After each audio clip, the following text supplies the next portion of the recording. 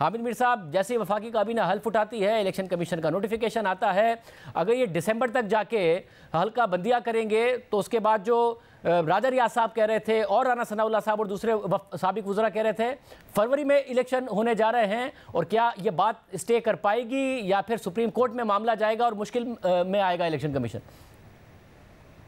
देखें, मैं तो बड़ी ही एक सिंपल सी बात आपको बताता हूँ कि ये सारी जो हल्का बंदियाँ हैं, इनका ऐलान किया गया है काउंसिल ऑफ कॉमन इंटरेस्ट की एक मीटिंग की बुनियाद पर, एक फैसले की बुनियाद पर।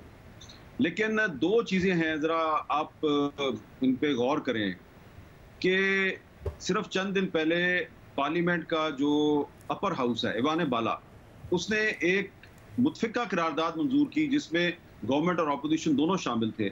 और उस मुतफ़िका करारदाद में यह कहा गया कि आम इंतखाबात जो हैं वो 90 दिन के अंदर होने चाहिए। ये एक मुतफ़िका करारदाद अपर हाउस ने पास की। अब इस अपर हाउस यानी सेनेट ऑफ पाकिस्तान, जिसमें चारों सूबों की नुमाइंदगी है, उसकी करारदाद की अगर खिलाफ वर्जी करता है इलेक्शन कमीशन ऑफ पाकिस्तान, तो उसके खिलाफ क्या कार्रवाई होगी? जी हाँ, उस कार्रवाई के लिए भी ये जो पार्लियामेंट है जिसकी कौमी असम्बली की मुद्दत खत्म हो गई और सेनेट जो है अभी तक मौजूद है, इसी पार्लियामेंट ने मई के महीने में एक बिल मंजूर किया और बिल का नाम था तौहीने पार्लियामेंट का बिल। और तौहीने पार्लियामेंट जो है वो उस वक्त लगेगी कि जब election commission of Pakistan senate के एक मुतफ़िका करारदाद की अगर वायलेशन करता है, तो ये है तौहीने पार्लियामेंट। और तौहीने पार्लियामेंट किस पे लगेगी? वो लगेगी जनाब चीफ इलेक्शन कमिश्नर पर, और कम से कम सजा जो है तौहीने पार्लियामेंट की वो है 6 महीने कैद और 10 लाख रुपया जुर्माना। तो ये हुकूमत जो थी शहबाज शरीफ साहब की, उसने जाते जाते बहुत से कवानीन पास किए, वो भूल गए कि उन्होंने तौहीने पार्लियामेंट का कानून पास किया हुआ है। और फिर उन्होंने काउंसिल ऑफ कॉमन इंटरेस्ट का इजलास बुला के इलेक्शन कमीशन को कहा कि जी अब आप इलेक्शन जो है उसको डिले कर दें। तो मेरा ख्याल है कि इलेक्शन कमीशन ऑफ पाकिस्तान को सोचना चाहिए कि वो जो कुछ भी करने जा रहा है, क्या ये आईन पाकिस्तान के आर्टिकल 224 के मुताबिक है या नहीं है। मेरा ख्याल है कि ये इलेक्शन कमीशन ऑफ पाकिस्तान ने जो अनाउंसमेंट किया है आज, ये आर्टिकल 224 की वायलेशन है, जिसके तहत इलेक्शन जो है वो 90 दिन में वो करवाने का पाबंद है। और ये जो निगरान काबीना जिसने आज हल्फ उठाया, आपने अगर सुना हो इनका हल्फ और वज़ीर आज़म का भी हल्फ, ये सारे कहते हैं हम आईन पाकिस्तान का तहफ़्फ़ुज़ करेंगे। तो भाई, आपने आईन पाकिस्तान का तहफ़्फ़ुज़ करना है, आपने 90 दिन में इलेक्शन करवाना है। और दूसरी बात, तौहीने पार्लियामेंट का बिल जो है वो पिछली हुकूमत ने मंजूर किया, तो इलेक्शन कमीशन ऑफ पाकिस्तान के खिलाफ सुप्रीम कोर्ट को कार्रवाई करे ना करे, लेकिन अगर कोई चला गया इलेक्शन कमीशन ऑफ पाकिस्तान के खिलाफ किसी अदालत में और कहा जी ये पार्लियामेंट का मुतफ़िका बिल है और इस बिल के मुताबिक इलेक्शन कमीशन ने सेनेट ऑफ पाकिस्तान की करारदाद की वायलेशन किया है, तो चीफ इलेक्शन कमिश्नर के खिलाफ तौहीने पार्लियामेंट का मुकदमा चलाया जाए, तो मेरा ख्याल है मुकदमा तो चलेगा।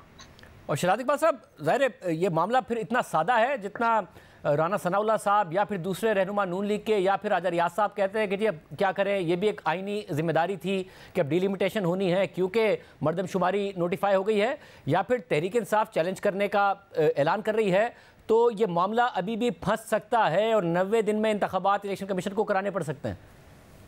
बहुत शुक्रिया शाहजेब। एक तो जैसे मीर साहब ने कहा, आर्टिकल 224 की खिलाफ वर्जी है और आर्टिकल 48(5) पावर्स देता है प्रेसिडेंट को। एक दफा असेंबली तहलील हो गई, प्रेसिडेंट ने नोटिफाई कर दी, तो 90 डेज के अंदर सदर पाकिस्तान ने इलेक्शन की तारीख देनी है। 90 डेज की तारीख है, तो ये नहीं हो सकता कि CCI का एक फैसला और नई मरदमशुमारी पर आप जाएं तो वो ओवरराइड कर जाएगा आइन को। जो आज फैसला तो मैं नहीं कहूंगा, ऐलान ही है इलेक्शन कमीशन ऑफ पाकिस्तान पे। मेरे ख्याल से इतनी जिम्मेदारी हम ना डालें कि उन्होंने फैसला कर डाला है। उन्होंने एक ऐलान ही किया है, जैसे कि ये ऐलान किया था हुकूमत ने कि नए सेंसस के मुताबिक होगा।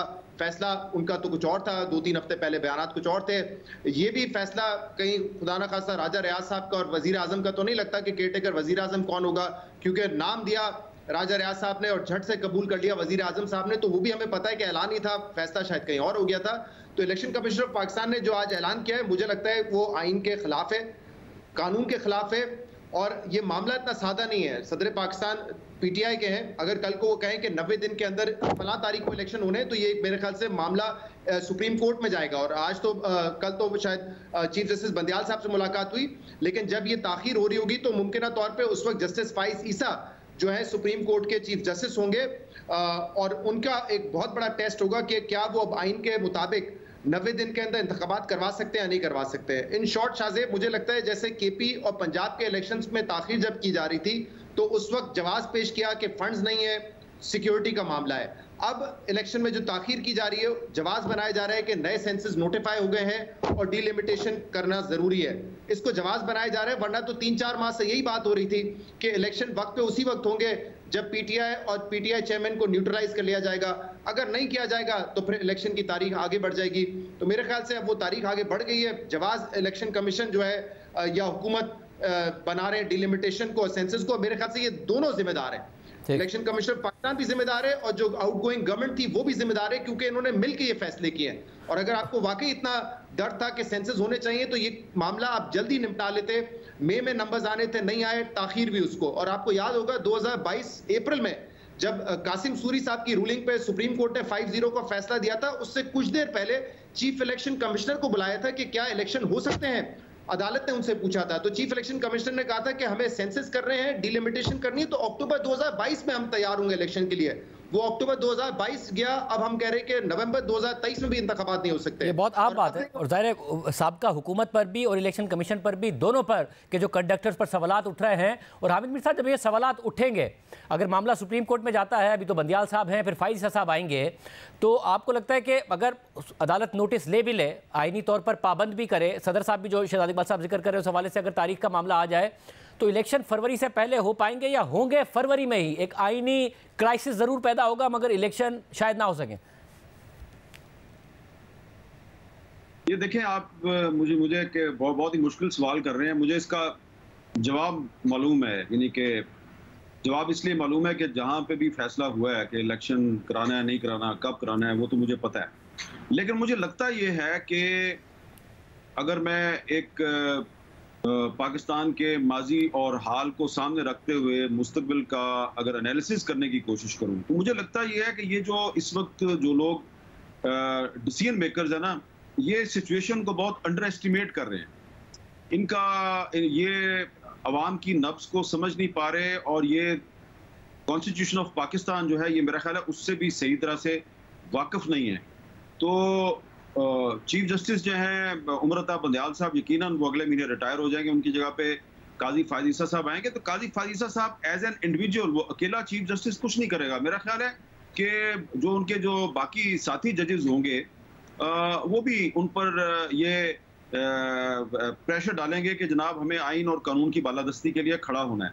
तो मैं नहीं समझता कि आर्टिकल 224 को अगर मैं पढ़ता हूँ और फिर जो आर्टिकल 48 जो है उसको भी मैं अगर पढ़ता हूँ, मुझे कोई गुंजाइश नजर नहीं आती। मुझे समझ नहीं आई कि ये जो चीफ इलेक्शन कमिश्नर साहब हैं, जो कि एक बड़े ही मंजे हुए ब्यूरोक्रेट रहे हैं, उन्होंने ये कैसे ये स्टेटमेंट जारी कर दिया है। शायद उनको किसी ने कहा और उन्होंने कर दी। तो जो कुछ भी जो कोई भी ये करवा रहा है, मैं एज अ पाकिस्तानी मैं उन सब को गुजारिश करता हूँ कि जरा पढ़ें, कॉन्स्टिट्यूशन को पढ़ें। कहीं ऐसा तो नहीं है कि आप अपने जाती और सियासी मुफादात की खातिर इलेक्शन को डिले कर रहे हैं, तो कल को ये ना हो कि आप सब वो तमाम लोग जो इस वक्त हुकूमत में हैं, निगरान हुकूमत में हैं और इलेक्शन कमीशन में हैं, और वो तमाम लोग जो डिसीजन मेकर्स हैं, कहीं ऐसा ना हो कि सुप्रीम कोर्ट में आप सब के खिलाफ आईन पाकिस्तान की खिलाफ वर्जी के इल्जाम में कोई मुकदमा शुरू हो जाए और फिर जो है वो इदारों में टकराव शुरू हो जाएगा।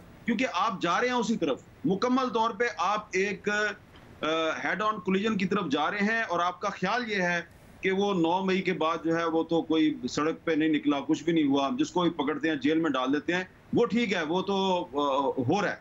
लेकिन मुशर्रफ के दौर में भी इसी तरीके से एक फैसला किया गया था, आइन को मुअत्तल किया गया था, तो जजेस खड़े हो गए थे। तो अगर दोबारा सुप्रीम कोर्ट के जज दोबारा खड़े हो गए तो उनके पीछे फिर वकील भी खड़े हो जाएंगे, और वकील खड़े हो गए तो उनके पीछे अवाम भी खड़े हो जाएंगे। शाजिब साहब, पिछले कुछ माह का या चले चंद साल का भी जायजा ले लें, जिसकी लाठी उसकी भैंस वाला हमने असूल देखा है। तो आइन कुछ कहता था, इलेक्शंस के हवाले से सुप्रीम कोर्ट का फैसला भी आ गया, लेकिन जिसके पास ताकत थी उसने अपनी मर्जी मनवा ली। तो मुझे तो हामिद मीर साहब ने हमसे ज़्यादा तारीख देखी है, वो जुडिशरी मूवमेंट जो थी 2007-8 की, उसका बाकायदा हिस्सा रहे। तो इन्होंने तो वो जबर भी देखा है, इन्होंने तो फेस भी किया सारा कुछ। मैं उम्मीद करता हूँ कि इनका जो एनालिसिस है वो दुरुस्त साबित हो, वो प्रिडिक्शन दुरुस्त साबित हो। बट मैं तो वैसे थोड़ा सा मायूस नजर आ रहा हूँ।